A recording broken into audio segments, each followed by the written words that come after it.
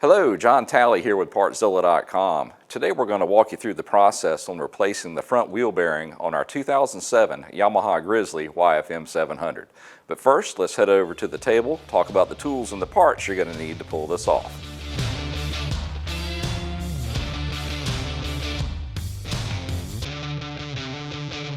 All right, this is going to be a skill level 2. Let's go over some of the tools that you're going to need to pull this off. As always, you're going to need a torque wrench. Make sure you have one that can go over 125 foot-pounds.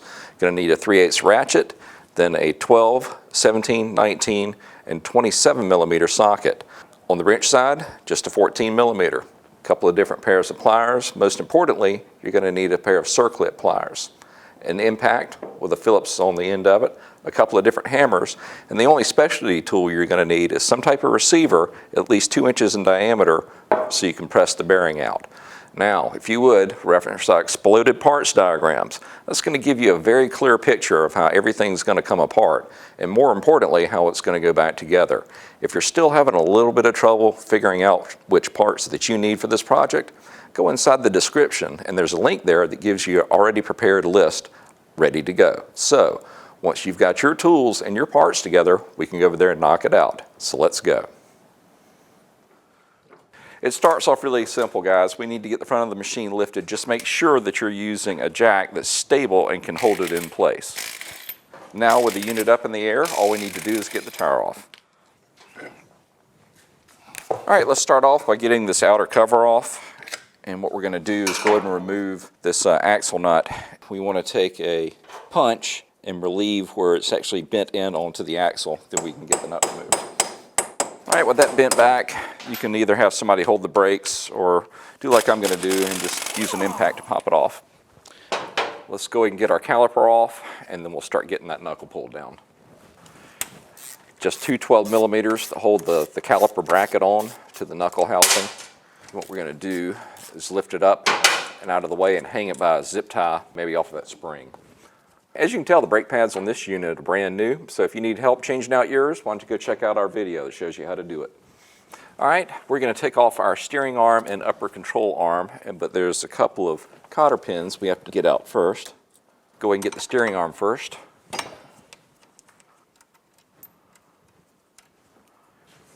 And we need to use a dead blow hammer on that because a regular hammer is going to damage the threads.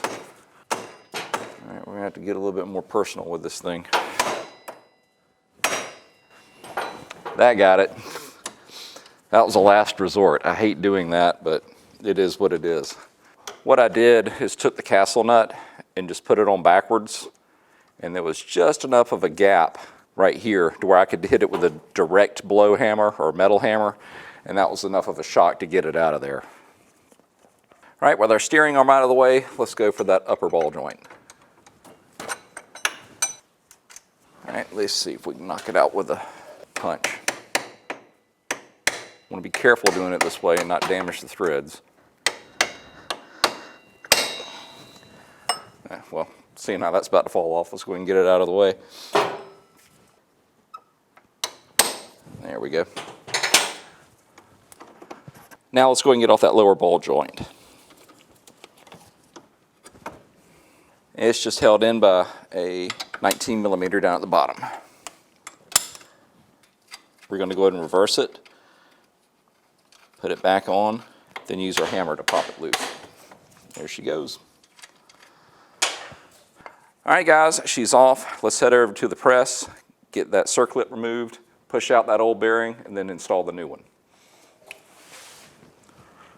Before we put it in the press, let's get this protective cover out of the way. And if you don't own one of these, you need to get one. Otherwise, if you tried to do that with just a regular Phillips, it would have stripped. I pretty much guarantee you that. Some of the signs that may indicate that your bearing needs to be replaced: if you hear a roaring noise at the front of your machine or when you're doing your pre-ride check, lift up the front end and try to rock the wheel side to side. And if it's moving at the actual hub, that's an indicator that you've got a problem there. Now let's reach in and get that circlip out. Get it out of that groove. Part of that bearing's damaged. It didn't want to come out. Let's see if we can get that edge tapped back down. then get it out. There we go. Okay, we're getting ready to press the bearing out, and only two pieces you really need. It's just a large socket to go on the back side, and you need some type of receiver cup on the other side that is a little bit bigger than the bearing itself, but still small enough to catch this outside edge. So I'm using a cup out of a kit for a car, but you could probably find some type of threaded pipe that's going to be the right diameter. 2 1/4 inches would probably do it. All right, got that set up. Got a socket. Let's go ahead and press this thing out.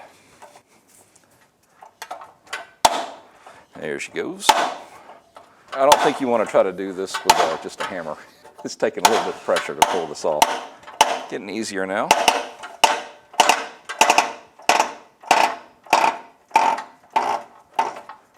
And she's out. Nothing to it.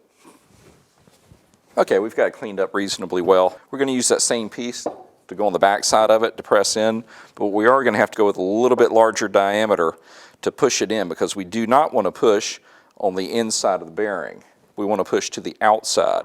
So we need something that's just to the inside of the diameter of the bearing. So in this case, I'm using part of that car kit again. But you probably just want to pick up a little bit larger socket. We used a 32 to drive it out. I would imagine somewhere around a 34 to a 36 would be enough to get to that outside edge. So it's non-directional. Let's go ahead and set her in place, get her pressed in.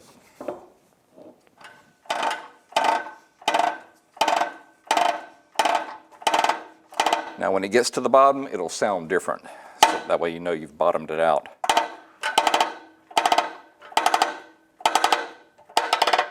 Getting close, almost. That's it. All right, let's get that circlip put back on there. Then that plastic cover. Well, okay, let's get it put back on the machine. Should we ever have to take this back apart again, go and take just a little bit of grease to the splines so it doesn't rust, and it'll come apart easily. Get that slid back through, get our lower one on. Get it started. Now our upper.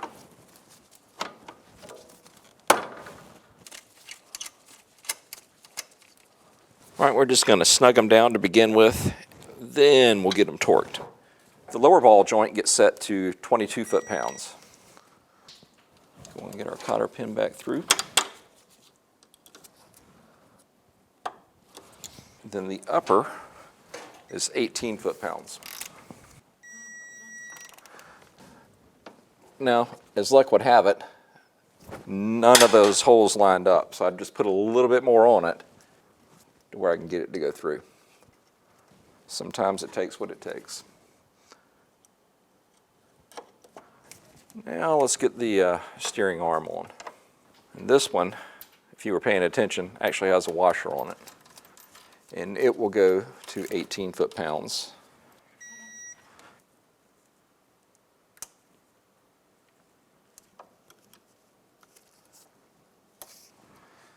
All right, at this point, let's go ahead and get this outer hub on. And it's important here to use a new axle nut because we have to restake it. So we're going to go ahead and draw this in. All right, now we can cut our caliper bracket loose, get it remounted, and then get this torqued down. And for each one of these, it's going to be 22 foot-pounds. All right, this guy right here has to have 190 foot-pounds on it. So how are we going to do that? What I'm going to do is get all these tools out of the way, take off my center cap on the wheel itself, remount it, drop it down, put it in park, hold the brakes, and have it sitting on the ground, and that should be enough to hold it still to bring it around to 190 foot-pounds. There we go. Take the tire back off. Then we can stake it, put the cap back on, and finish it up. Now 40 pounds on the lug nuts. Well, all right guys, that wraps this one up. Well listen, if you need any parts for your machine, why don't you come see us at Partzilla.com and we can get you taken care of. You like what you see? Why don't you hit that subscribe button, that way you can keep up with what I'm going to be doing next. We just want to say thank you for shopping here with us at Partzilla, and we will see you in the next video. Have a great day.